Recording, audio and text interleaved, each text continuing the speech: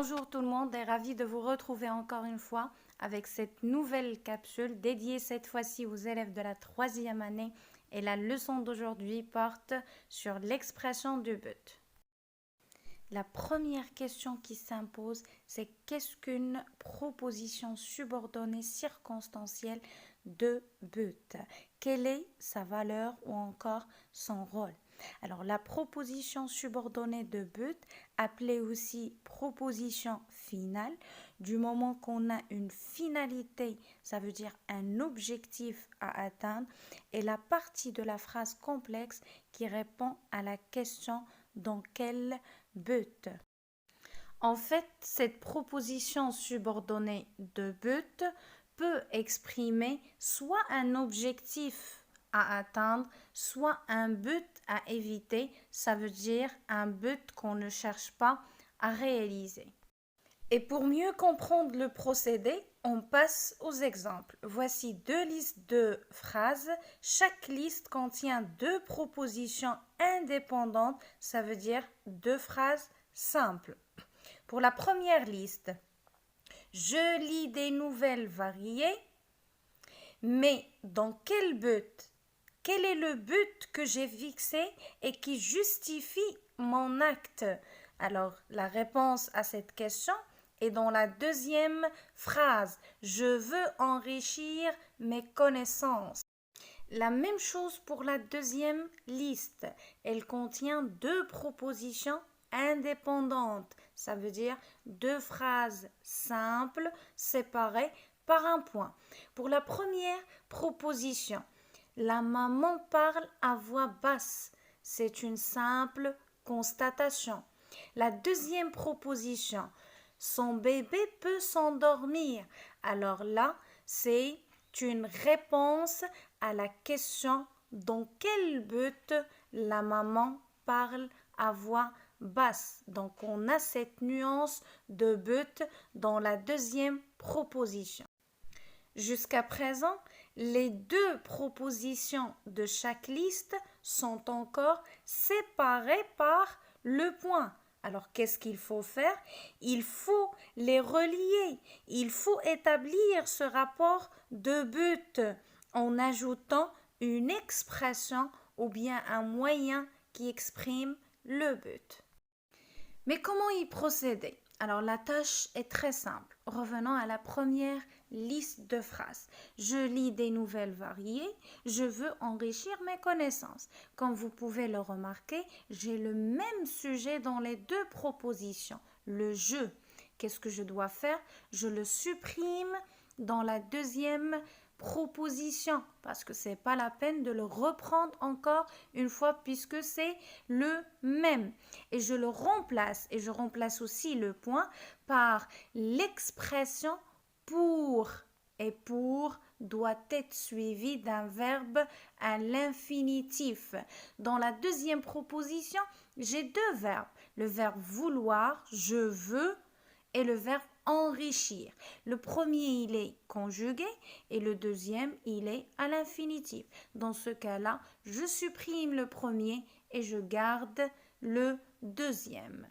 Mais dans le cas où j'ai un seul verbe conjugué, qu'est-ce que je dois faire? Je dois le mettre à l'infinitif. Donc, pour relier deux propositions d'une manière à exprimer le but, je dois faire attention au sujet. Dans le cas où j'ai un sujet identique dans les deux propositions ou bien dans les deux phrases simples, qu'est-ce que je fais? Je le supprime dans la deuxième phrase, je le remplace par pour ou bien afin de, ce sont les moyens les plus utilisés et je le fais suivre par un verbe à l'infinitif. Passons maintenant au deuxième exemple. La maman parle à voix basse. Le sujet, c'est la maman. La deuxième proposition, son bébé peut s'endormir. Le deuxième sujet, ou bien le sujet de la deuxième proposition, c'est son bébé. Donc, nous avons ici deux sujets différents, la maman et son bébé. Donc, je ne dois supprimer aucun sujet. Je commence par la première phrase. La maman parle à voix basse. Je supprime tout simplement le point et je le remplace par pour que. Maintenant, l'expression diffère de la première. Je vais le remplacer par pour que. Je garde le sujet parce qu'il est tout à fait différent du premier. Pour que son bébé, mais le premier verbe que je rencontre, je dois le conjuguer au subjonctif. Puisse, le verbe pouvoir, puisse s'endormir. Donc, qu'est-ce que je dois faire?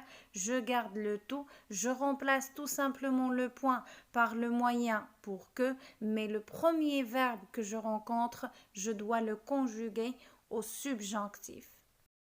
Voici une petite synthèse. Pour relier deux phrases ou bien deux propositions d'une manière à exprimer le but, je dois faire attention au sujet. Si j'ai le même sujet dans les deux propositions, alors je dois utiliser comme moyen pour, afin de, dans le but de, dans l'intention de sorte à, de façon à, de manière à, de crainte de peur de, et ces moyens doivent être suivis d'un verbe à l'infinitif. Et dans le cas où j'ai deux sujets différents, j'utilise comme moyen pour que, afin que, de sorte que, de façon que, ou bien de façon à ce que, de manière que, ou bien de manière à ce que, de crainte que, de peur que, suivi d'un verbe au subjonctif.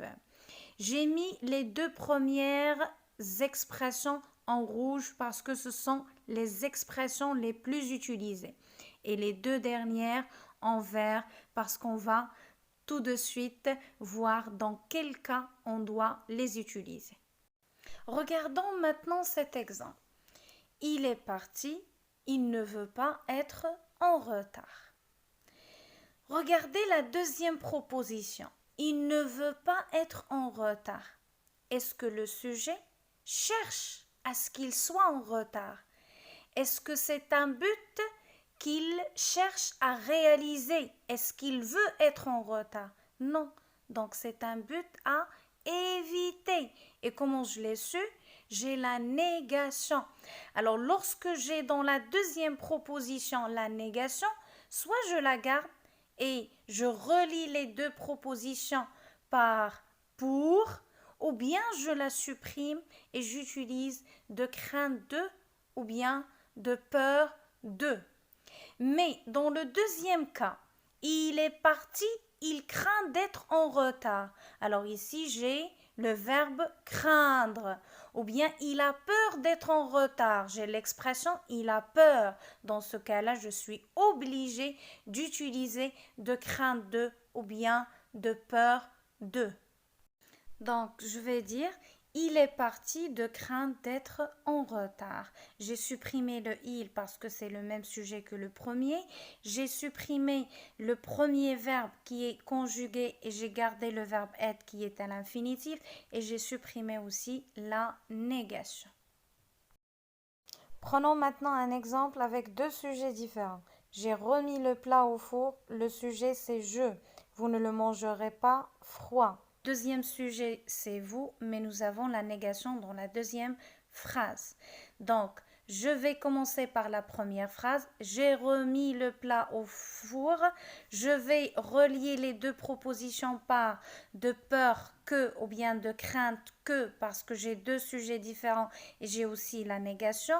Donc, de peur que. Je supprime la négation, mais je garde le sujet parce qu'il est tout à fait différent du premier. Et le verbe qui est déjà conjugué au futur, je vais le mettre au subjonctif. Donc, je vais avoir, j'ai remis le plat au four de peur que vous le mangiez froid. Et pour bien assimiler le cours, voici un tout petit exercice d'entraînement. On nous demande de relier les phrases suivantes pour exprimer le but ou bien d'une manière à exprimer le but. La première phrase, il s'entraîne régulièrement, il veut gagner la course. Deuxième phrase, il participe activement à la réalisation du projet. Son groupe peut gagner le concours de la meilleure nouvelle. Commençons par la première liste. J'ai le même sujet dans les deux propositions, donc je le supprime dans la deuxième. Restons toujours avec la deuxième proposition. J'ai deux verbes, le premier qui est conjugué et le deuxième qui est à l'infinitif. Donc je supprime le premier et je garde le deuxième.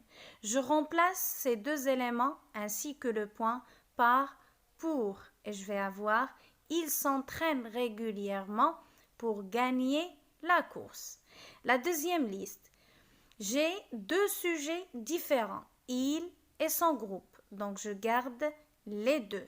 Je remplace le point par pour que et le premier verbe que je vais rencontrer, bien sûr c'est le verbe pouvoir, je vais le conjuguer au subjonctif.